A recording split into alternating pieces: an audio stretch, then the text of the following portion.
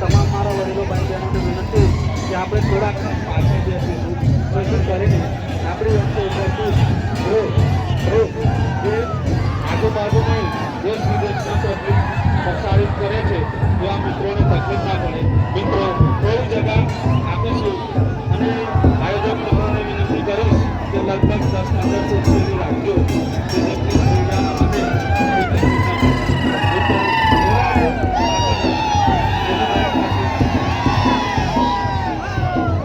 બોલો ભારત માતા કી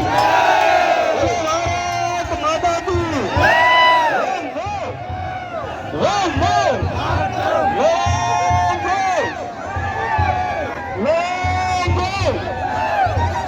देखो